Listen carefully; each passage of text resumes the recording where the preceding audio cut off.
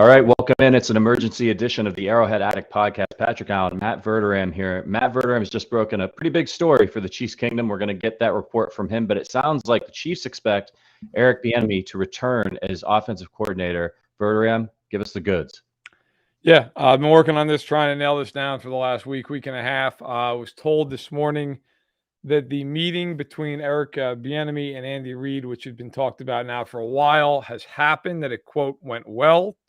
Was then told in a subsequent bit of reporting that the Chiefs anticipate that Eric Bieniemy will return as their offensive coordinator in 2022. The contract is not signed yet. Not everybody's in Kansas City, but the belief is that it will get done. Essentially, I'm told out of mutual respect, the Chiefs wanted to allow Eric Bieniemy the opportunity to explore other places, whether that be the Saints head coaching job, which of course he interviewed for, and also any other jobs involving play calling.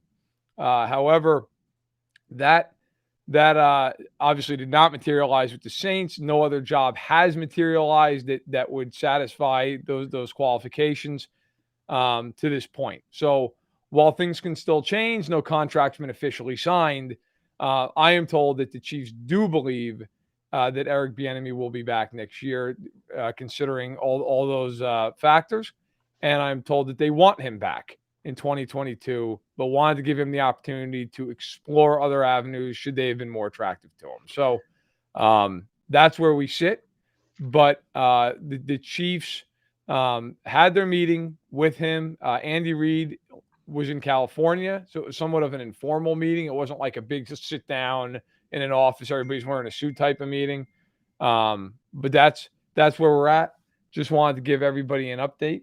And hopefully that brings a little clarity to a situation that for the last couple of weeks has been a really odd one with not a lot of clarity in Kansas City.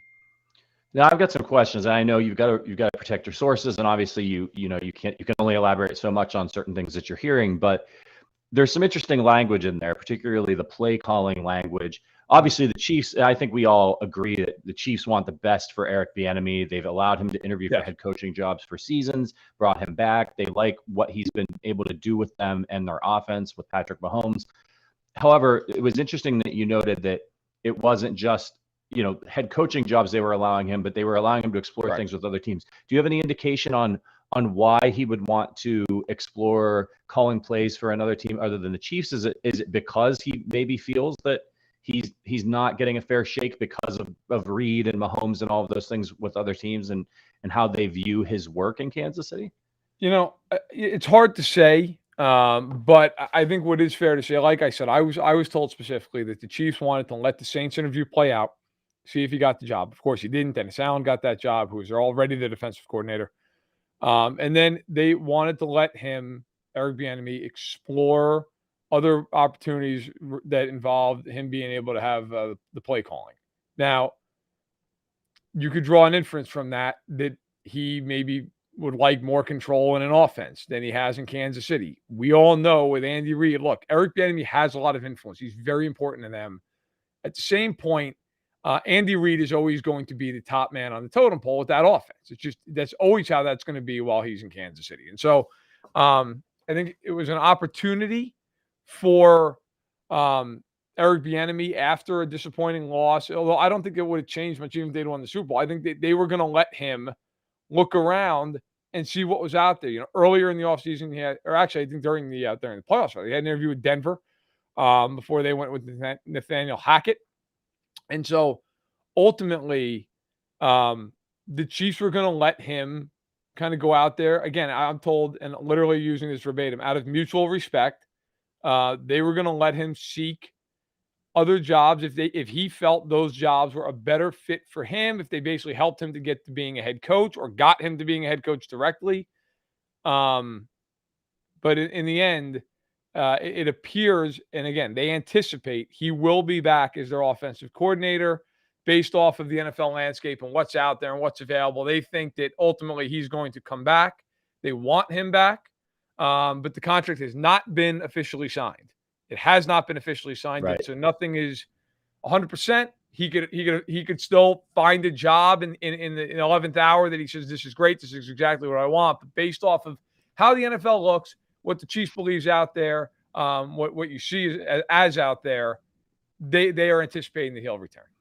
And I know you've got to go in a couple of minutes because you're going to hit the radio circuit, but we're going to bring Matt Connor in just a minute to help break some of this down and give some of the fan reaction. But I want to ask you, for Eric, what other positions are out there? I think it's important to make level set everything for everybody. He's not currently an employee of the Kansas City Chiefs.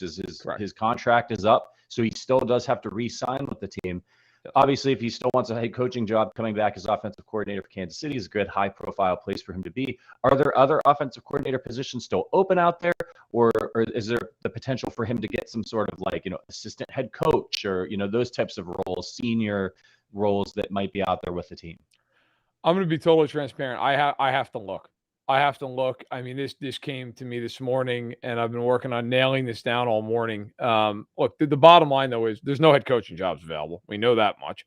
And as offensive coordinators, again, I will dig into that here today. But most, if not all those jobs I know are filled. I mean, at this point, the Rams filled their job with Liam Cohen. I know the Vikings I believe they filled their job after Kevin O'Connell was hired, and I believe Kevin O'Connell is probably going to run the place anyway. He had a big influence with the Rams when they were winning their Super Bowl this year. But my understanding of it is, and yes, Wes Phillips was hired as the offense coordinator, son of Wade Phillips. So I think most of these teams at this point they have their guys. I mean, we're approaching March here. I mean, that's and of all the teams that changed their head coaches, I mean, the Saints still have Pete Carmichael. Pep Hamilton is there now in Houston. Over in Jacksonville, it's Press Taylor who got hired to work under Doug Peterson. So, you've seen a lot of these jobs. I mean, this is now where we are. It's just there's not many jobs out there. So I am looking at this. The Dolphins hired Frank Smith as their offensive coordinator. So without having a full list in front of me, I don't want to say something that's inaccurate, but my belief and my understanding would be that the other opportunities are extremely minimal at this point for Bieniemy. It feels as though if he hasn't gotten a job yet, it's probably not to be. And of course, as you mentioned, he's not an employee right now of the Chiefs. His contract expired. Their offensive coordinator gig is a pretty attractive one.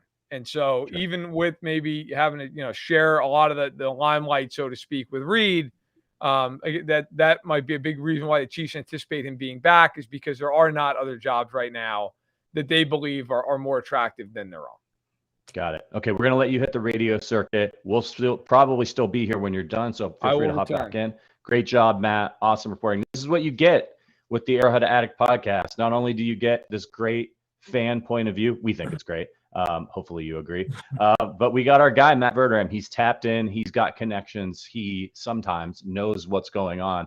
Bringing on Matt Connor now, the editor of arrowheadaddict.com.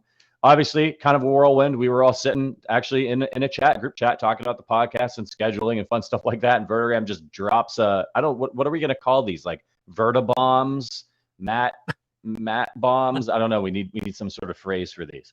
He's got the Wordaram. Wordaram. That's pretty good. That's pretty good. Yeah. So obviously a lot of reactions to this. It's nothing set in stone, right? The report is, they want to be clear about Matt's report, not that Bieniemy is coming back, but that the Chiefs, that it's expected that he will return. And as Matt just said in the last segment, it kind of makes sense, right? You're looking at this, and if you're an outsider, I don't want to say if you're Eric Bieniemy, but if it were you, and you want to be a head coach, or you want to continue to advance in your profession, pretty much it seems like your options at this point are, unless some team comes in at the last minute with some sort of senior title or assistant head coach or something like that, your options are return as the offensive coordinator of the Kansas City Chiefs with Hall of Fame offensive players and Andy Reid and Mahomes and all that, or sit out a year. And I don't think it makes sense to sit out a year unless you just need a mental break. What's your take on this news? Yeah, I think it. What I like about this, other than seeing, I think we'd all love to see EB get a job that he wants outside of Kansas City. Not to get him out of Kansas City, but when a guy has so obviously desired to get his own head coaching role that even Andy Reid is going to bat for him, saying, "Hire him. He's great." He's a quality guy, a great leader, a guy I trust. So what I love about this is this should silence everyone who wants to create more drama between the team and the figure. As if Andy Reid was like ready to wash his hands of Eric Bieniemy. I mean, look, if the Chiefs wanted to walk away, they could walk away right now for some reason. If there was really if there was like some, something toxic about having Eric Bieniemy around these players or on this coaching staff, like this would not be unfolding right now. So what I love, for the sake of all the drama and all the naysayers, and even that like EB report that emerged and then was taken offline, and all, like there's a lot more to say about all that. But on the macro level, what I love about this is what it says about the level of assumed toxicity in the culture of Arrowhead at this point versus what's real there. And the truth is, here's a guy who has not got a job, can't get a job, and yet his own team is like, well, I mean, you're welcome back here. And if you need to go think about things, you can. And if you want to, Bieniemy's 52. Here's the other part of this. Guys like Sean McVay were hired at 32, right? Yeah. So you've got a guy like Eric Bieniemy. Let's assume that McVay is going to get fired at some point and then rehired by 52, right?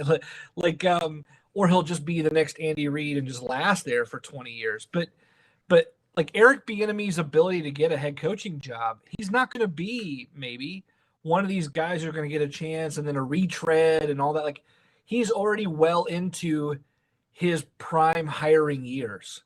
Yeah. So it doesn't surprise me at all to see him go, man, I need some time. I know that returning is automatically working with Mahomes. I know it means I work with a team I love. I know a system I clearly, inside and out have had input into. But it doesn't surprise me at all that Eric Bieniemy was like, maybe I need to like significantly rethink things because what I thought was a golden path has not been. Yeah, it's really, the whole thing, and I gotta be honest with you, the reaction that I'm seeing from Chiefs fans and some in this chat and some on Twitter are a little perplexing, and I want to dive into that in just a second. First, I want to say hat tip to our guy Mike in Sweden. Mike, thanks, buddy. We miss you. I know we've moved our show, some of our live shows into the later time slots.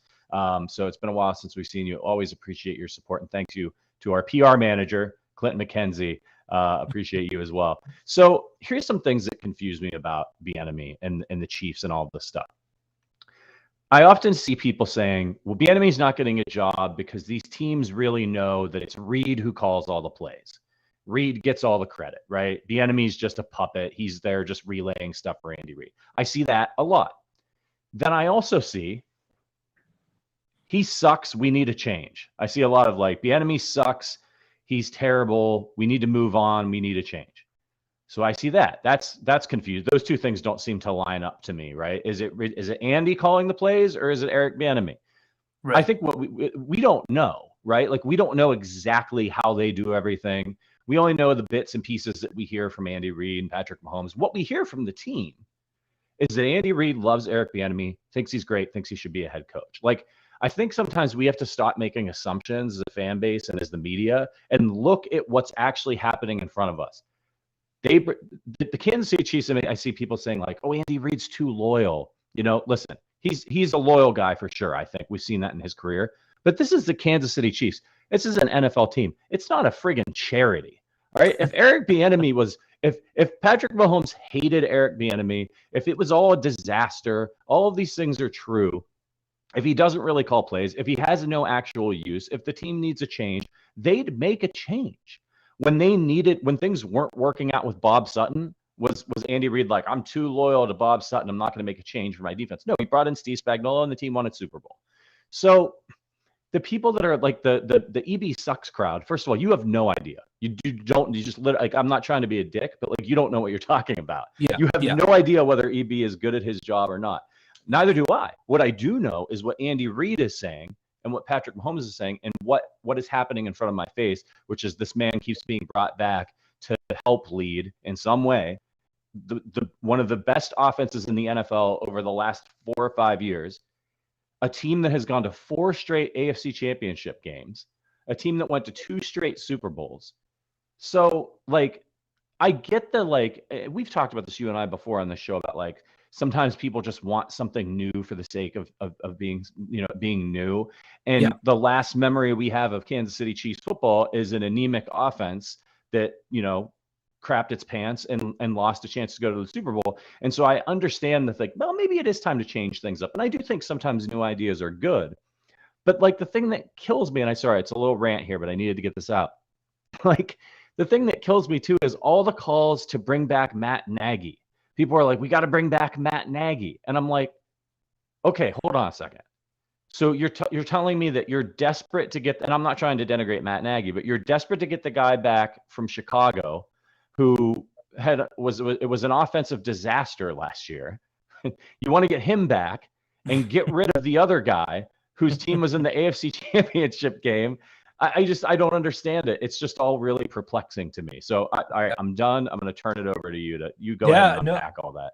Hey, no, I think that's well said. I don't get it either. I don't get so many facets of the against EB arguments. The idea, I mean, Matt Nagy was here for a year. So what do we even know about what it was Doug Peterson, then Matt Nagy, and we just think, oh, okay, well, EB's going to be next. And then EB stalls, and then more stalls. And, we're like, is there something to be taken from half the NFL not hiring this guy? Maybe. Is that anything that we can know for sure? Absolutely not. What can we know? Andy Reid says, I like this guy. I'm cool with him back. Mahomes and all the players, I like him back. We're taking, we will read into like, oh, but I saw this on the sideline of a game. Or like, to Chiefs Kingdom credit, who are against or for change in this instance. The last time we saw the Chiefs, there was an offensive meltdown. So with that as the lasting taste into the offseason, it doesn't surprise me that people are like, I'm looking for someone or something to blame here. Give me a reason why I wasn't watching the Chiefs like in the Super Bowl. So like I get that facet here. Welcome back, Matt, by the way. We're talking about breaking down, sort of the people who hate, who are looking for a change just for the sake of making change. So the point is, and we've both been making the same point, that, we have to admit what we don't know. We can't project negative things just because we think we want to know something. We have to take the Chiefs at their word. And I'll leave with this. There was a lot of buzz around like, oh, things real, like the wheels were like falling off this year and late this year. Like, oh, look at the meltdown. Oh, look at the sideline things I'm trying to interpret. Look at all this, like whatever itself. As if, and I think what's lost in that is you got like everyone was describing Eric Bieniemy as if he was like some brand new hire in that moment who was like the fly in the ointment and needs to be ousted. And I'm just going, these are guys who've worked together for 10 years, probably spending more time with each other than their own families. If you think that Eric Bieniemy was suddenly not knowing how to communicate a play or suddenly like untrustable with play calls or like got real selfish all of a sudden here at the very end, or couldn't make relationships work that had been working for years and years and years, I just find it insane that something now is toxic between Kelsey and Bieniemy, who've been on the same sideline since 2013. I just think that stuff's bananas. So, if you want to read something into he can't get the job, I get some of that. But to then intuit anything beyond what we know, I think what we have to do is just shrug and say, I don't know why he's not getting hired. There's something there. However, his own team wants him back. He's back. Everyone swears by him.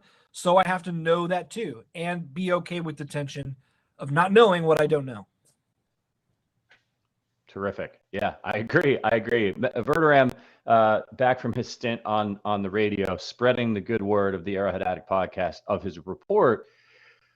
What's your take on this like weird sort of way, like all of a sudden Chiefs fans, like, I don't know if it's because of this weird report that was out or whatever it was, but all of a sudden people are like, this is terrible.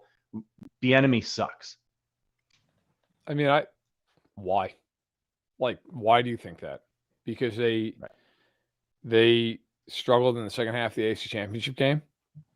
Because I got to tell you, if you want to start putting blame on people, he's probably third on the list behind their $500 million quarterback and their head coach who doesn't run against a 3-man box. Like that's not to absolve Bieniemy either, by the way, because he's on the sideline. He's the offensive coordinator, and he does have a lot of influence on what they do. Okay. But I also look at it and say that to all those people, so the second half of the game was awful, right? And they lose, and that's fine. The first 2 playoff games, they scored 42 points in each of those games. And they scored 21 points in the first half of the Cincinnati game.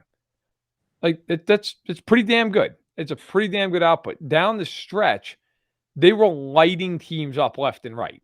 Lit Pittsburgh up, lit the Raiders up, offensively lit Cincinnati up in the game they lost. They lost because the defense couldn't get off the field. They couldn't stop anybody. I mean, they lit the Chargers up like a Christmas tree on that Thursday night football game, right? So I guess there's a part of me that's just like, what are we talking about, right? Like, I understand the feeling of just lost the AFC title game, something's got to change, but does something really have to change? Like, you're up 21-3 in the AFC title game. We just finished the game and you're in the Super Bowl. I don't know. They've got, look, I don't want to be that fan base that it's like, if they don't win the Super Bowl every year, then everybody's a disaster and everybody has to go. And what are we doing? Like, I remember like after the Pats lost to the Eagles in the Super Bowl, and there were like a couple stories like, is it time for Belichick? Like, what are you kidding? Like, he's Belichick, for God's sakes. You're not going to fire that guy. Now, Bieniemy is not Belichick, but he's a good offensive coordinator and he's well respected. I will say this. I don't care, with due respect, what anybody says, because I know this for a fact. I've talked to people in and around the Chiefs for years at this point. I have never heard anybody in that building have a negative thing to say about Eric Bieniemy. Now, it doesn't mean that there's never been tension. It doesn't mean that there's never even been some people that don't like Eric Bieniemy, right? But as far as what I've heard, I've never had somebody say to me, man, we really hope he gets a head coaching job because, hey, yeah, we're rooting for him, but also, like, it wouldn't be the worst thing, okay? And let me tell you, that happens in the NFL.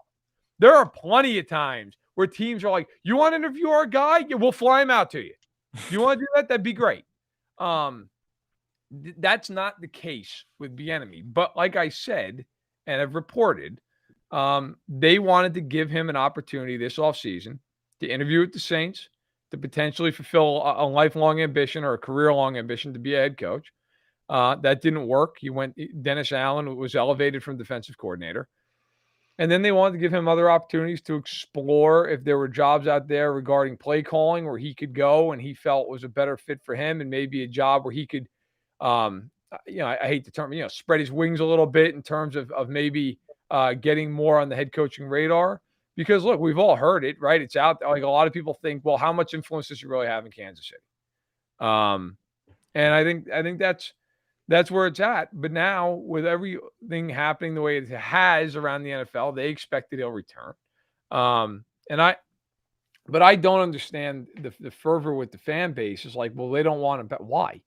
Based off what? I mean, I see, Mike in the chat saying Spags has been terrible, but Bieniemy has choked in big games. Mike, I'd push back on that.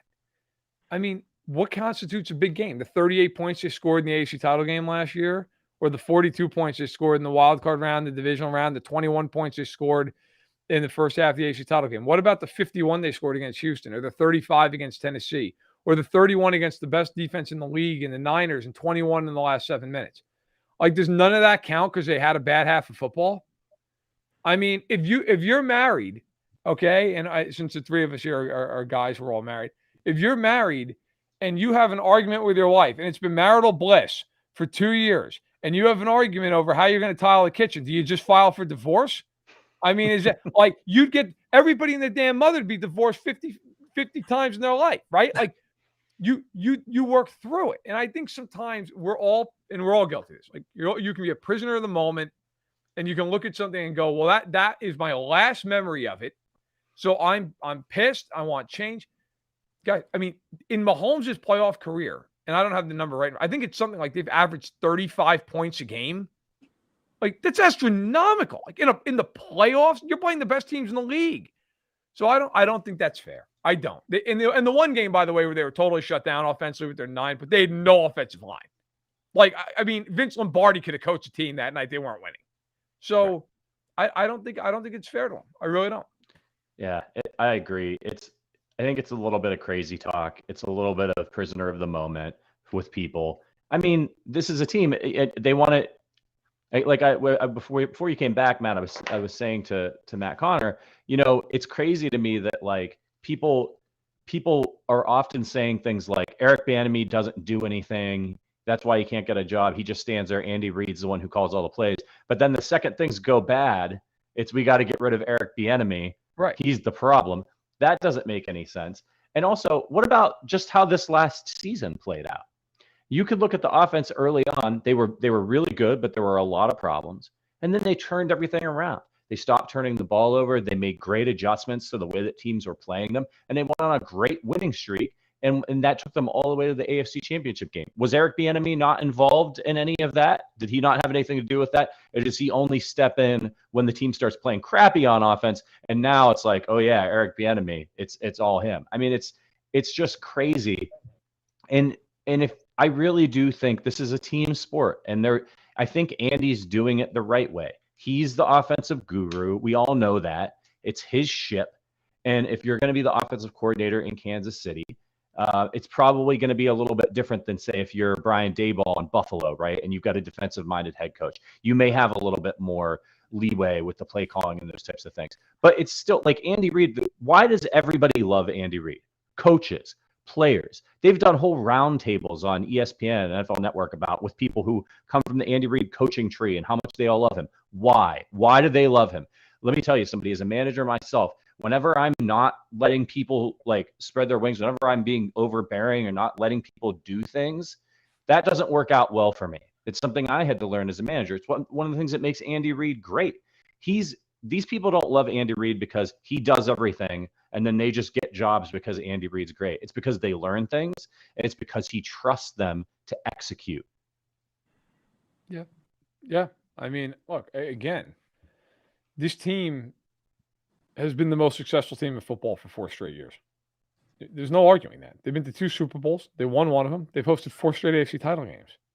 I mean, I don't know what you want. Like, I think everybody's been so spoiled by what the Patriots did, right? And it's like, if you're a great team, then that's what you do. No, that's bullshit. That's not what you do. That team is the outlier of all outliers in NFL history. That is not what you do. And by the way, and I'm not taking this away from them because they were incredible in the playoffs, and obviously that's where it counts. They were in a division that was a joke for 20 straight years. Okay? Like, I literally will – you guys want a fun homework assignment? Go back and look at the 20 years of the quarterbacks and the coaches in that division while Brady and Belichick were together. Like, honest to God, the best quarterback, the best, was Favre for 1 year and Chad Pennington. Those are the best quarterbacks. The third best guy, inarguably, is Mark Sanchez. Okay? The best coach over those 20 years. Oh my God, I can't. I mean, Rex Ryan. Rex, yeah. Right? Like Tony Sparano. I mean, that's what you're talking about. The Chiefs are in a friggin' division with Herbert, and the Raiders are at least respectable, and Denver's I mean, the Chiefs there's no weak sister in the AFC West. It's going to win 3 games next year. So it's hard, man. Like, in that 4-year stretch, they had to beat out this year another playoff team. And the Chargers didn't even make the playoffs. They had one of those years, the Chargers went 12-4. They had to beat them out. In 2016, they had to beat out the Raiders, who went 12-4, and they beat them out because they swept them. I mean, look, at some point, I do think you have to be realistic and look at the situation and go, guys, like, here's the full list. And I've said this before, but here's the full list, the full entire list in NFL history of quarterbacks who have won more than 2 championships, 2 Super Bowls in Super Bowl era. Aikman with 3, Bradshaw with 4, Montana with 4, Brady with 7. That's the entire list. This notion that they should just win 6 Super Bowls because they have Patrick Mahomes is bonkers. Like, that's just not realistic. Peyton Manning is, I think, in my lifetime, the greatest quarterback I've ever seen in terms of just everything put together. The man won 1 Super Bowl before he was decrepit, and then he was dragged to another one. Right. Like, So I think what the Chiefs have done is incredible. And by the way, who's the Super Bowl favorite next year? Them again.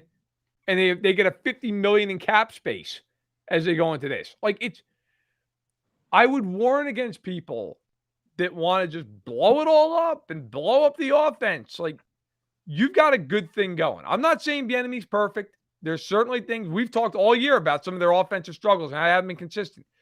But is that an Eric Bieniemy thing? Is that an Andy Reid thing? That's a hard notion to really get into from the outside. And I think it's worth, like, would it really shock you if they lost Bieniemy and then the Chiefs offense still had all these stalls? No. I mean, I just don't think that's some one-size-fits-all answer. I really don't. No, but he makes for a real easy scapegoat, right? I mean, we Right, just talked of course. about the lasting taste into the offseason is that loss. When you watch 15, 16 other franchises say, no thanks, including the New York Jets, like twice, by the way, then you begin to go, oh, well, if he's no good for them and we just looked no good, then maybe together. And I think then that's where it falls on fans to not try to put that together, because then you start saying what you don't know. And if enough of that gets out there, it becomes the narrative that sticks, even if it's just like complete bananas. I remember being I was in music journalism before sports for a long time. And every time you talk to an artist, they're like, oh, the album that they're promoting, they're like, I think this is my best work yet. And you're like, looking back, you're like, okay, well, is that not true about your last album or the last album before? But the truth is, whatever is new is what's sexy, right? So the fact that this guy's been here for 10 years, suddenly a retread Matt Nagy recycle is sexier than Eric Bieniemy being here for a 10th year. It's so absurd. It is absurd, but that's the nature of everything culturally, is that if it's new and shiny, even if it's like new and shiny again to us, then it's better than what we've had before in most instances. And so I think that's what's happening here to EB unfairly. Just to build on that real quick, can anyone tell me what the last game was that Matt Nagy was part of with the Chiefs? Was that the Indianapolis comeback? Nope. No. Does anybody remember, even in the chat out there, what was his last game as your offensive coordinator? For the guy that everybody's like, we've got to have him. We've got to have Matt Nagy. The Steelers game? Last game? Was it the They Steelers blew a game? damn 21-3 lead in the playoffs against the Titans. The Titans. So just spare me this whole if he comes in, it's going to change everything. Really? Because I got to tell you, it reminds me an awful lot of what the hell happened 5 years ago when they had a 21-3 lead against Marcus Mariota and couldn't score a point in the second half of the game. Literally not a point. So everybody was like, well, God, if we get Matt Nagy and he replaces Eric Bieniemy, the offense is going to sprinkle life. First of all, it doesn't have to sprinkle life. It's averaging 30 points a game. Right. You know what needs to spring to life? Their pass rush. That needs to spring to life. Yeah. Their offense is fine. I get it. Look, guys, we're all in the same boat here. I was as annoyed as anybody watching that AFC title game. Probably even more annoyed than some of you, because I had to delete my column, which the 21-3 was, look at that, third straight Super Bowl, and then I had to hit delete on the whole thing because they couldn't do anything in the second half of the game, okay? That being said, nobody's perfect. Eric Bieniemy's not perfect. There's certainly things that you can get into about Eric Bieniemy that you'd like to see change. And they all tie into their offense and maybe being too rigid. Maybe you don't think that Andy has enough of a checks and balances, whatever the case may be, okay? But I really just look at this and say, you really think the grass is greener on the other side of this? You really think that? And by the way, I'm not abject to change. I'd scream for 5 friggin' years they should have fired Bob Sutton. Okay? Yeah. You know why? Because unlike Eric Bieniemy, Bob Sutton didn't get results. That defense stunk. That was the most predictable defense in the world the last 3 years he was there. They couldn't stop anybody. Okay? And by the way, I think somewhere in a faraway land, Bob Sutton just called for cover 2 man under again. I'm pretty sure that's what they're running again. All right? Yeah. We will not blitz. We will not run a stunt or twist. We will bring 4. It will be straight up the field like it's one of those games where you have the slot that you got to move the guy, right? It will be 4 straight ahead. We will not double. We will not help in the middle. And by the way, if we want to throw something at you that you're not going to expect, here's Justin Houston on Antonio Brown on a go route. Okay. Eric Bieniemy, there's none of that. So I really, look, I get it. I understand the frustration. And by the way, you're allowed to feel however you want to feel. But my personal opinion on this is he's a really good coach. Like he is. And I think if they were to lose him, do I think they'd crater? No, because I do believe Reid runs the offense. But I think Bieniemy has a lot of sway. I think he's very well respected. And if they lost him, I do believe it would be a hole to fill. I do. It's a good offense. It's a really good offense. And yeah, sometimes they might need to reload or make adjustments because the rest of the NFL is going to adjust to what they are doing. But to think that like the Chiefs have to have another offensive coordinator to get fresh offensive ideas is crazy. We know that Andy Reid routinely takes and implements ideas from his players, from offensive linemen, from Travis Kelce, from Patrick Mahomes, and puts them in goal line packages, things like that. If they want, there are sharp offensive minds all around the NFL. They don't have to hire an offensive coordinator. They can hire an offensive assistant, bring somebody in. Remember what they did with Brad Childress when he was like spread game analyst or whatever, right? Like there's all kinds of different ways. If Andy's like, I want some different opinions. I want to shake things up. If you want to get mad at somebody about the offense or about the collapse, get mad at Andy Reid because the buck stops with him, right? It stops with Andy. You want to get rid of Andy Reid? Don't start that crazy talk, right? But you know, if you want to see the Chiefs run more against 3-man boxes, guess who has the final say on something like that? It ain't Brett Veach. It's Andy Reid. It's not Eric Bieniemy. It's Andy Reid. If Bieniemy's calling all the plays and he's calling for all these passes, and by the way, he's a running back. If he's calling for all these passes, do you think Andy Reid, if he really thought that it was going to cost the team the game, that they should be running the ball, that he doesn't have the authority to be like, Eric, run the friggin' ball. There's 3 men in the box. It's his team. You ever notice that Andy Reid in the sideline has a menu in front of him that looks like the Cheesecake Factory menu? Like it's one of the biggest things you've ever seen in your life. Like he's not holding that so he can get like a good suntan. Right. I mean, I sometimes I really, and I'll repeat this again because I think it's important. Like the Chiefs with Bieniemy, per my report, my understanding this morning, they wanted to give him the opportunity to interview with the Saints. Okay, he did. The interview lasted a long time. He didn't get the job. Went to Dennis Allen. They also wanted to allow him to explore, and he wanted to explore play calling opportunities. Okay, now he's right now still a free agent coach, and the Chiefs have an opening technically at offensive coordinator.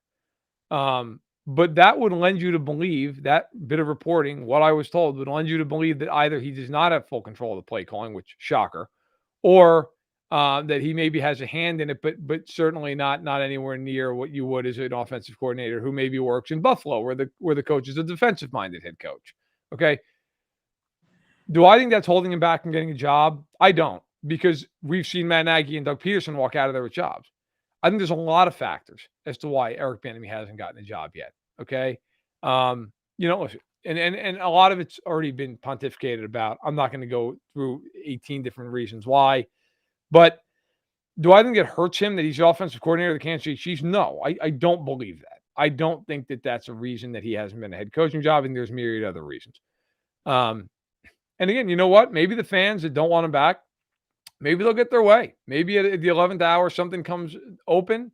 Maybe he decides, hey, you know what? I'm taking a year, or maybe I'm just not willing to come back for whatever the reason. But again, my understanding of it is they had a meeting. It was informal with he and Andy Reid. It went well. And the Chiefs anticipate that he'll be back. They want him back. The contract's not signed yet because everybody kind of scatters after the season. But there appears to be no real urgency with the Chiefs because they believe he's coming back. So we'll see how that all shakes out. But I think what has kind of been painted, and maybe almost painted in silence, as this real like tension-filled situation. My read on it is it's not at all. Like that, there's not a lot of tension with this. That it's really much more. Hey man, look, go out and see if you can get what you want elsewhere. If you can fulfill your ambitions. If you can't, we're waiting with open arms, and we'd love to have you back. I mean, that's what it is. And I think, what was written last week, what was put out there, painted it as this really there's a lot of hostility. Not at all. Not from what I'm told. Not at all. Matt, I want to ask you, what's your feel if the Chiefs, if Bieniemy were to not come back for whatever reason, Sure. he decides he wants to take a year off, and the Chiefs have been they weren't like aggressive, right? I think if they really wanted to replace him with his contract being up, they would have needed to be aggressive and try to get themselves a top candidate back when all the top candidates were getting hired. So what's your take on what would happen or what the plan was? What was the backup plan if EB did get a head coaching job? Was it for Reid to call the plays? Is there maybe an internal candidate that they were gonna, that they have tabbed to move into that role? Because their actions seem to indicate, boy, we'd sure like to have EB back, but we're not. Wait, we've got a plan for if he doesn't come back. That's hard to say. I have not asked that. I mean, my guess would be, my 2 cents would be that, look, I think Matt Nagy would be an obvious candidate. I think everybody's connected those dots already. But I also think, look, the Chiefs' lack of movement on this kind of tells you what they think, doesn't it? I mean, now with being able to report this and getting some insight from this source, the Chiefs just do not seem very worried about it. It's really, I mean, the Chiefs seem very like, okay, it's fine. We're not concerned. Like it does not feel like, oh, he's going to leave and now what? It's more like, hey, look, you looked around, there wasn't anything better out there, and we want him back. And I think if he were to leave, if for whatever reason, their anticipation is incorrect, then I think it just becomes one of these things where it's like, all right, well, is it Matt Nagy? Do you promote from within? I think they would just want familiarity with the offense, which obviously both those options you'd have. So I think that's how they'd go. And I think if you're the Chiefs, that makes the most sense, right? Like, you're not going to bring in somebody who doesn't share Reid's philosophy, doesn't know Reid's philosophy. And I think that's probably where they would go. All right, since this is turning out to be our show for the day, Yep. let's touch on some other topics real quick. Obviously, on the defensive side of the ball, that's where we expect there to be a lot of activity for the Chiefs this offseason. Anthony Hitchens was cut. Sterling and I talked about that on Tuesday. Bieniemy touched on it a little bit. Matt, you were out. Right. So as these dominoes start to fall, as Brett Veach starts to line up how he wants his offseason to go, the next big domino to fall is Frank Clark. And Frank Clark's in an interesting situation if he were to be cut. The Chiefs will save a bunch of cap money either way, but they'll save more if they cut him after June 1st than if they cut him before June 1st. The rub on that, obviously, is if they cut him before June 1st, they get less cap money saved, but that's free agency. That's the draft. That's like the time where you need a lot of money, whereas post June 1st, there's not as many people floating around that there's sometimes guys get cut and so on and so forth that you need money for. So Matt Connor, what's your take on how the Chiefs may approach Frank Clark, or do they bring him back? I don't know. It wouldn't surprise me to see really anything goes here. I mean, it makes most sense to me that he's going to be gone. At the same time, you have to think about a potential restructure here. At least that has to be like on the table, because of the cost that you get with dead cap space, plus the cost to replace a guy like Frank. If Clark is amenable to returning for, a lesser amount, like they did with LDT in the past, like they've done with Alex Okafor. I mean, so the Chiefs have gone down this road before with veteran guys, asking them to come back and take less to play for a very good team that's always going to be in contention. So if Clark is amenable to that, at the same time, Frank Clark's 28 years old. No matter what you think about the Pro Bowl, he's made 3 straight Pro Bowls. There are some marketable things for his agent to put out there for someone to bite on. If the Chiefs set him free, he could be up for, another payday. So I just saw some trade column floated out there that Chiefs try to trade him. I'm not sure who would bite on that, especially knowing the predicament that they're in. But at the very least, a trade for Frank Clark. Yeah, That makes no sense to me. So it wouldn't surprise me if there's conversations about, some sort of restructure. But it wouldn't surprise me if we just saw them wipe the slate clean, said, Chris Jones, you're back, and then there's our cornerstone to rebuild on. So if they cut Frank Clark, they save 12.7 million. It's up to 19 post June 1st, right? Well, post June 1st, right. But if they cut him today, it's like 12-7, but they eat over $13 million in dead money. Yeah. You know, that seems to be a thing that nobody ever mentions when they're like, just cut him, just cut. It's like, okay, I hear you. But as far as the cap number is concerned, you're still paying him $13.5 million. Now, that's a hell of a lot better than paying him 26, okay, which he's on the hook for right now. But it's got to be factored in. Look, like you mentioned, do you restructure him? I mean, and I mentioned that, and I had a couple people scream at me like, oh, you're kicking the can down the road. Yeah, you are, but you're not, right? Like, add a year to the contract, kick a bunch of money into that third year, just make it non-guaranteed and guarantee him money this year and maybe a little bit next year. And now, okay, you've kept him, but instead of the cap it being $26 million, it's 13. Well, you're already paying him 13. Like, let's even say you got the cap number to 15 million, right? You're still saving $11 million. And now you have Frank Clark. Like, you're basically paying him $1.5 million in that scenario because you're already paying him 13.5 no matter what. So if you get him at 15, okay, really you're paying for $1.5 million because you're paying regardless at 13. I don't think a post June 1st cut makes a lot of sense for them. I don't. You don't get that money till after June.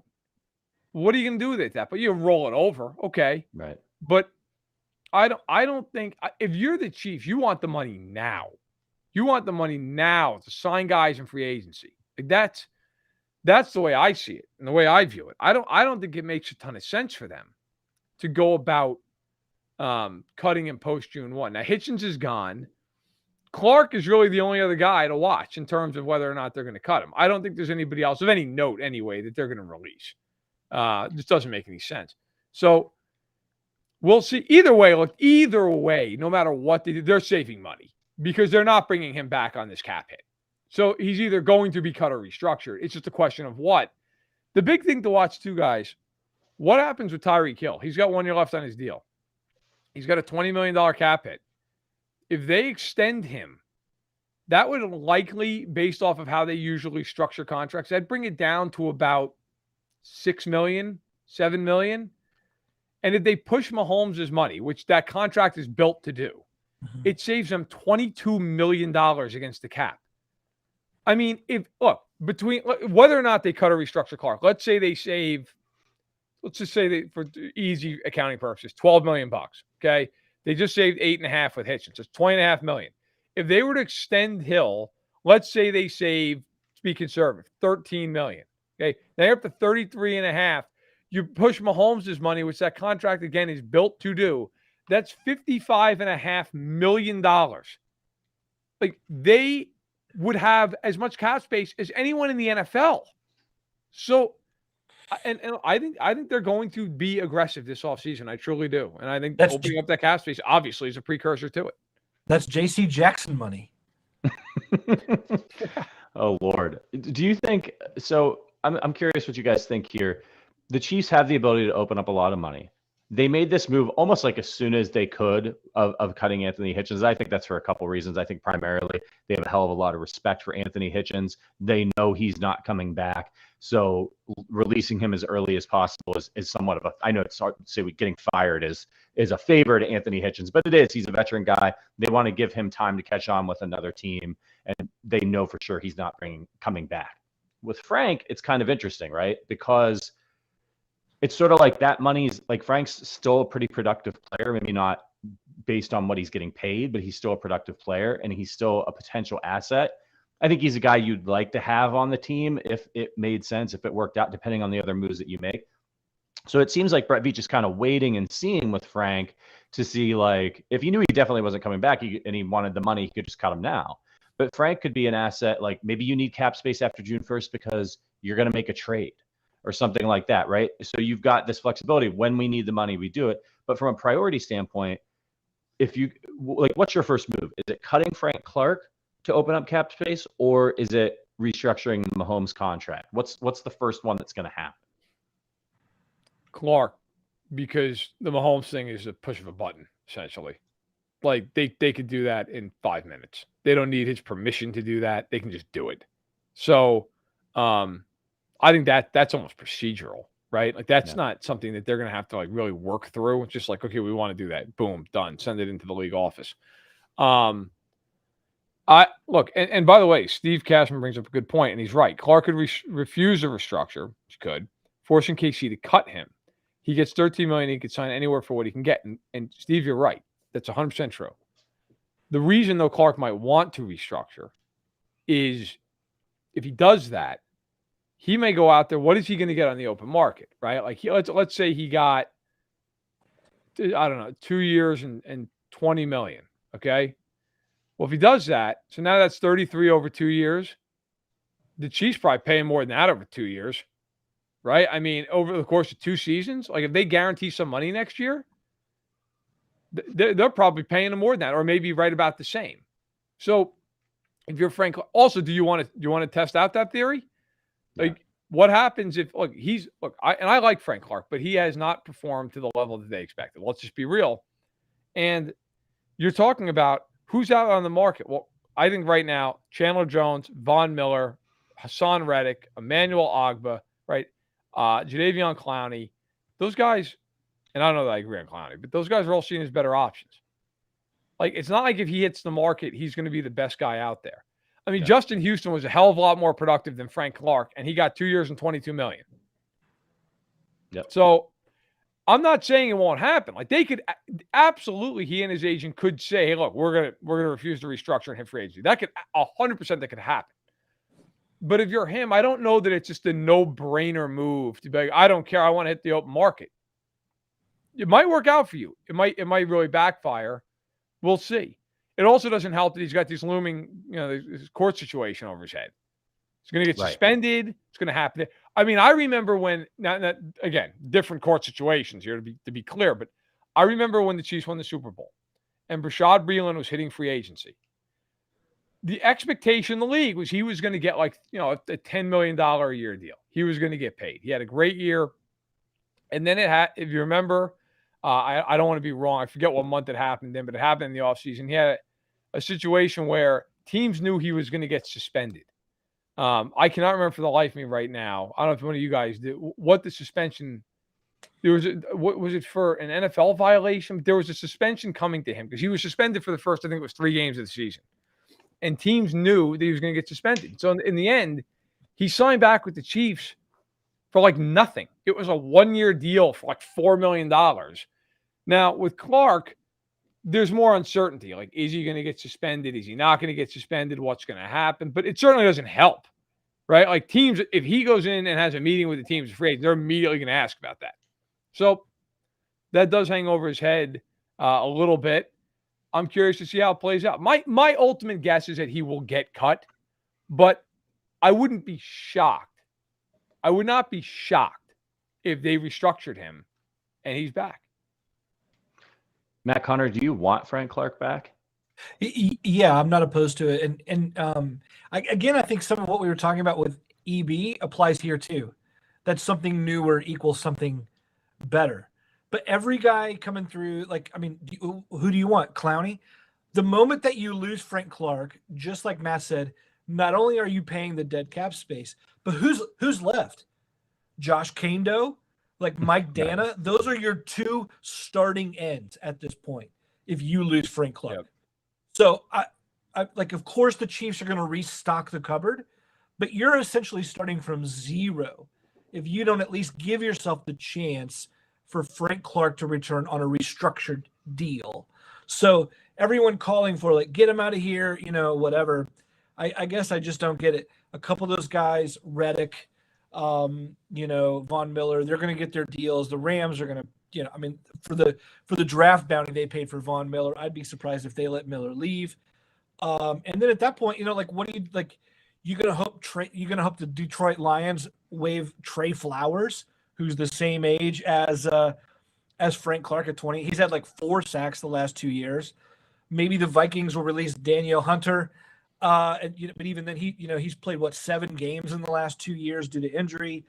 He's got the neck issue this last year. I mean, even some of the other guys who are out there, it'd be great to let's get rid of Frank and maybe we'll move the cards and reshuffle the deck to get this kind of guy. And I just don't know that anyone out there doesn't come with some sort of question mark, which is why they're either free agents or could be a release candidate or trade candidate. in the first place.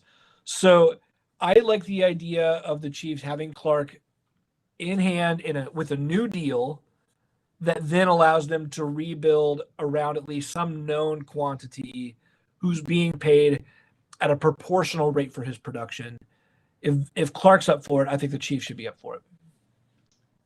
Yeah, I mean, I totally agree, and you bring up a great point. And I think this always, like, people, and even in the media, like, we always overlook this stuff.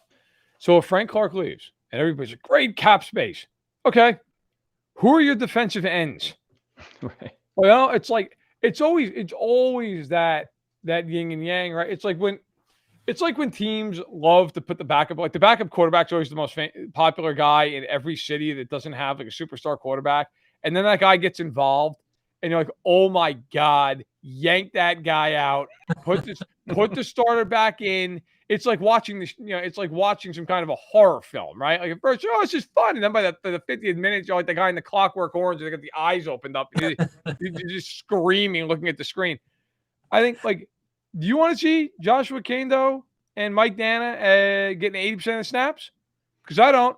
Nothing against Mike Dana, who, by the way, I like as a rotational guy, but you're asking him now to just play full time. You're asking Kendo, who might end up being a good player, but like who really did not show anything as a rookie. You're asking that guy to step in. If I'm the Chiefs, personally, I would explore a restructure. If they have to cut him, fine. But I would explore a restructure. I would also try to bring back Melvin Ingram. I think he was a really good fit for them. He played really well. But I'll tell you what, even if that happens, even if all that happens, I'd still go out and try to get another pass rusher. Like, I would overkill that to the hilt. If they can go out and get themselves a Hassan Reddick, who I will tell you right now, I think he is the most undervalued guy in free agency. I tweeted about this a couple days ago. Most people probably could not tell you, they're a casual NFL fan, who he plays for, right? He played for the Cardinals in 2020 and the Panthers in 2021, and in those 2 years combined had 23 and a half sacks. He has been in the league for 5 years. He's 27 years old. He's played for 4 defensive coordinators.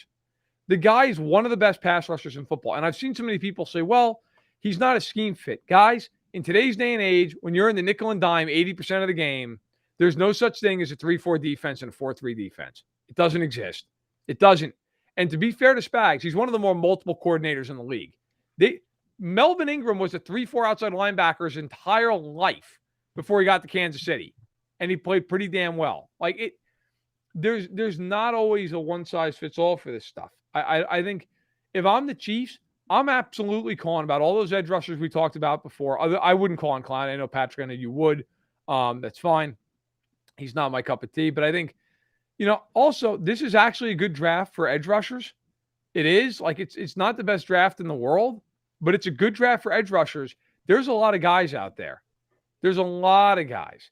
Look, when you've got the offense they've got, you got to get after the quarterback on the other side of the football. To be 29th in sacks is a joke.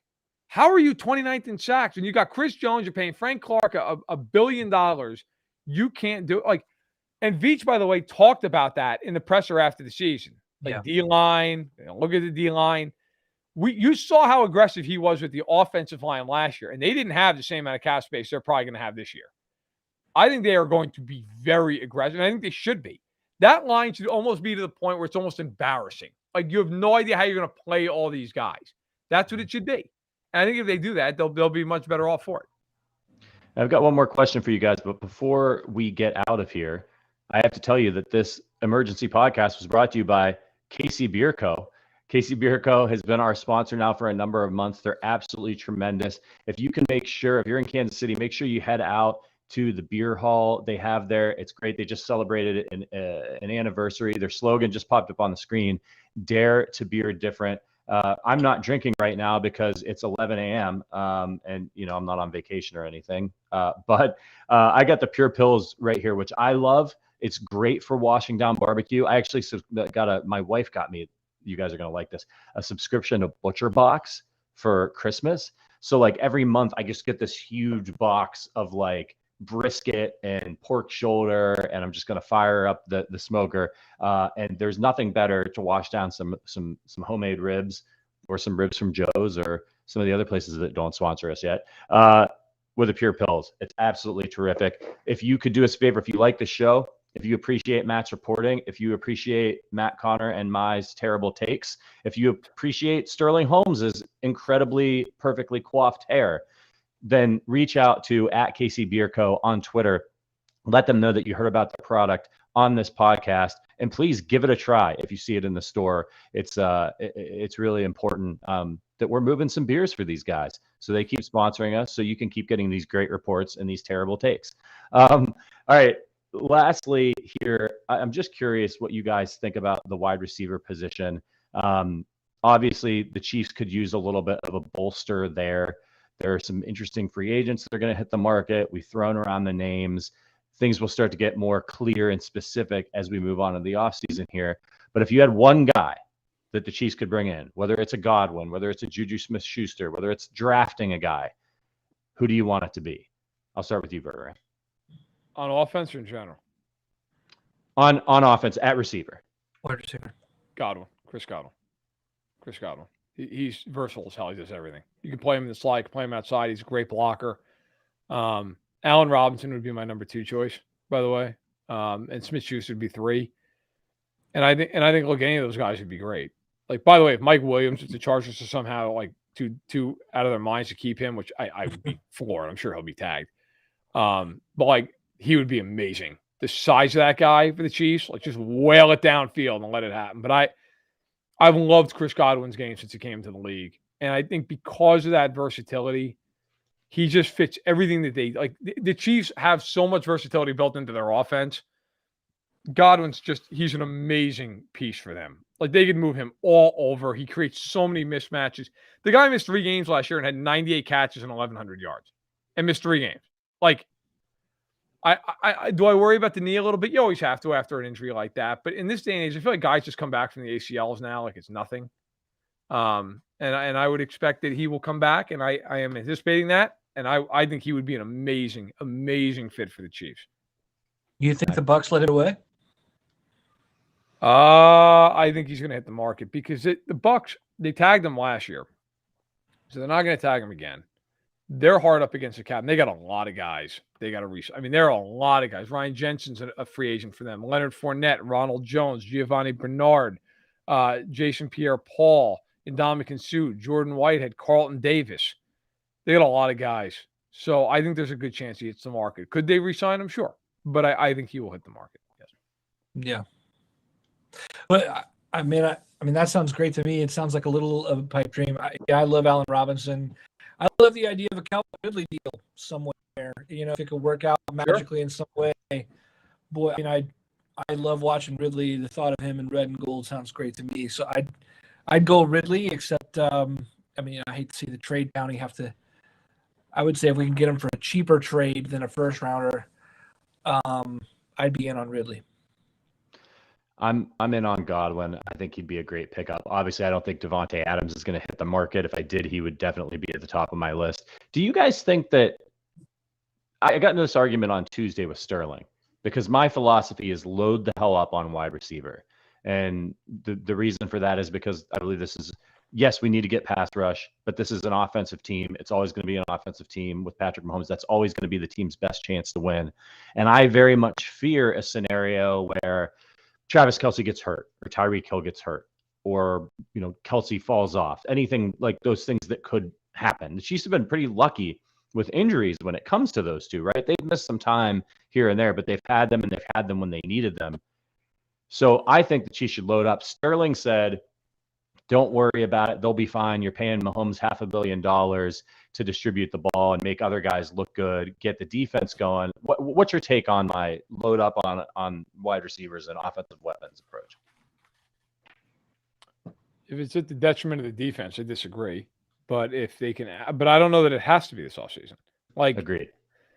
I would try, if I were the Chiefs, I would try to sign one big guy on both sides of the ball. And they have the money to do it. They have the ability to do it. I would absolutely try and go that route. Like, this is why they signed Mahomes to the contract that they signed him to. And I can tell you for a fact, when they signed him to that deal, I reached out, I talked to people around the league, a lot of agents were perplexed that the Chiefs got him on that contract because they thought the way that contract was set up, that it was an absolute steal for the team. And then they extended Travis Kelce, and I had one agent literally text me a string of expletives, like, because he may or may not have also represented a tight end. And he was like, how in God's name, like, why would you do that? Why would you ever sign that deal if you're Travis Kelce? Because there's just so much meat left on the bone. The Chiefs look, it's hard to argue that they didn't take care of Mahomes. They paid him $500 million, but they did it in a way that was extremely intelligent. They left themselves a lot of ability to maneuver that money. And with Kelce basically bet on himself. He's still going to be great when he's 35 years old. And the Chiefs were like, look, well, we're happy to pay you. So it was kind of a happy marriage in that regard. But look, they have the money to go out and do what they want to do this offseason.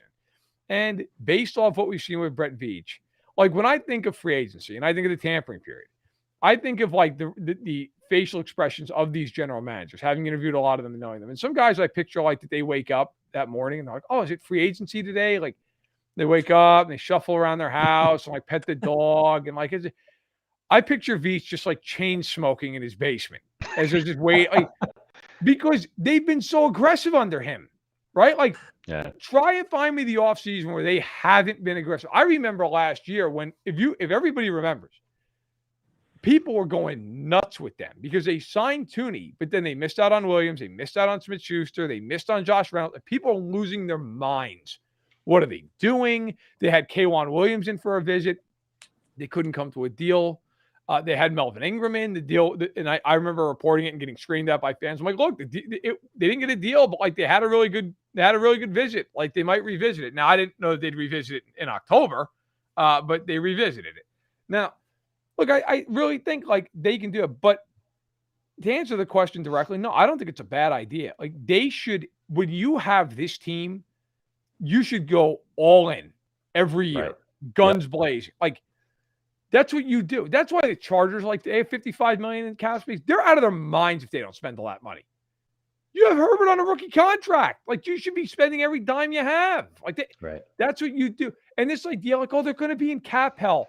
The Saints are the living embodiment of cap hell and could not care any less and just pushing it. But multiple agents believed before the pandemic hit that the cap was going to be $400 million by the end of this decade. Now, I will try to get a readjustment of that number when I'm at the combine, because that's when I originally reported that a couple of years back.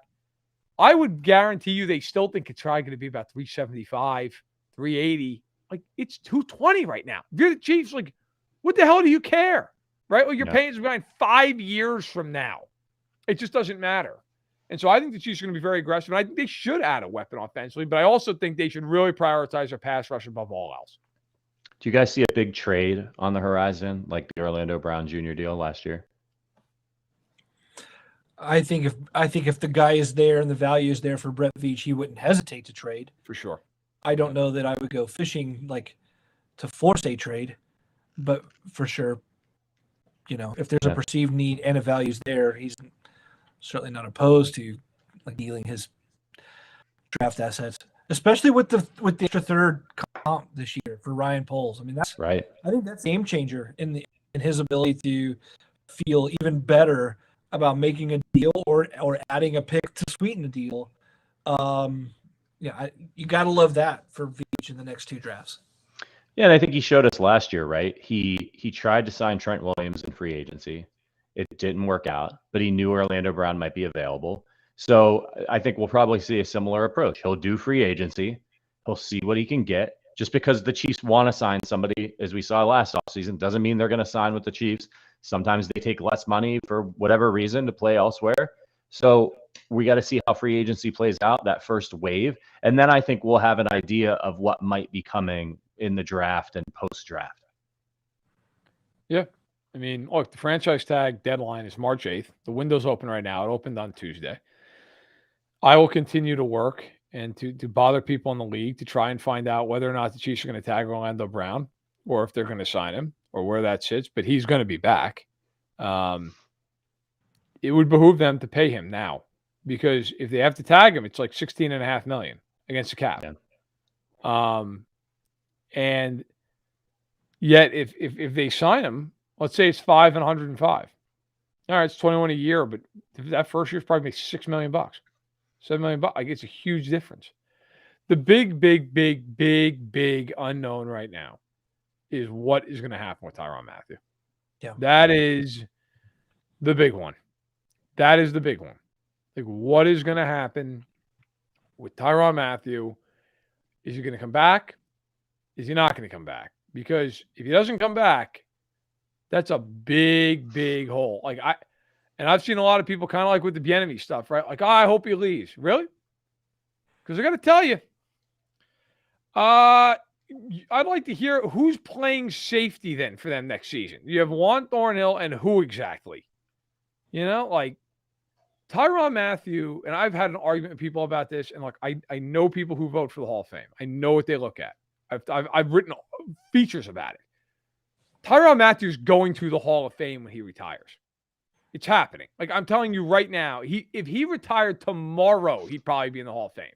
He made an all-decade team. He's been multiple first-team All-Pro. He's made a litany of Pro Bowls. He was a captain on a Super Bowl winning defense. Like, he's going to the Hall of Fame. The Chiefs have a handful of guys who right now either are on track to or are in the Hall. Matthew's one of them. Mahomes is one of them. Kelsey's the easiest one. He could retire tomorrow and be in. Tyreek Hill's obviously on that track. Andy Reid, of course, will be in. And we'll see with Chris Jones, right? But, I mean, if they lose him, there's just almost this attitude, at least on my timeline, of like, oh, well, that's fine. It's like, how fine would it be if he signed with the Chargers? How fine would you feel then? Because don't forget that part of it, too. If he leaves, like, he's signing somewhere. He's not retiring. How would you feel if he ended up in Buffalo, which you won't because they have Hyde and Poyer? How would you feel if he ended up in Baltimore? How'd you feel about that? How about Cincinnati with Jesse Bates? How'd you feel? Listen, I'm not saying that Mathieu, that this year there weren't some times you felt like, well, you know, was he the same guy who was years prior? But he's still pretty damn good. Like, to just let that guy leave. Let's put it this way. If they let him leave, then they got to fill that spot. And that's either a premium pick or it's a lot of money in free agency. And if you're going to spend a lot of money in free agency, wouldn't you spend it on the guy who's headed to the Hall of Fame off your roster right now? Yeah. Just saying. All right. We have got to wrap things up here. But fun announcement. You guys, Matt Connor and Matt Verderham, you guys are going to the Combine. You're going to be in Indy. Matt, you're always in Indy, but you're going to be more in Indy. At the Combine. Are you guys looking forward to that? You gonna dig up some more interesting bits of news and interviews for us? Yeah, damn right. I'm not going there to hang out at the hotel mini bar, right? Yeah. I mean, I will do that as well. That's not what you told me. Well, listen, you promised me. Drag you one of these nights to Prime, and it's 3:00 in the morning, and you're just like, why am I here? Because you smell like cigarette smoke and bad champagne. But look, it's there's going to be a lot of insight. We'll be there. We're going to cover it wall to wall. We'll be doing some, I'm sure some podcasts from there. And we're going to have a ton of, all of national coverage along with Chiefs related coverage. Obviously, Mr. Connor there is going to be covering the Chiefs wall to wall. Veach will speak there. Andy Reid, I would anticipate, will speak there. And so there's going to be plenty to get to. And I will be pounding the pavement. Hopefully not literally hitting face first into the pavement at about 2:00 in the morning in Indianapolis. But we'll be there.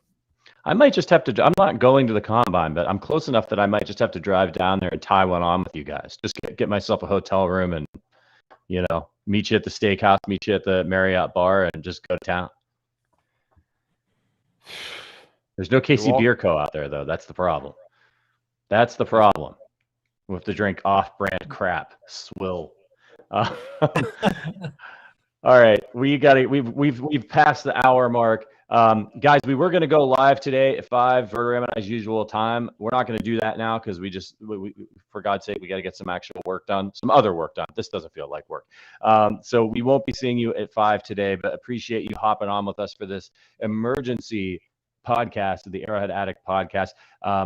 As always, if you want to support the show, a couple things you can do. Tag at KC Beer Co. on Twitter. Let them know that you're checking out their product, that you heard about it on the Arrowhead Addict podcast.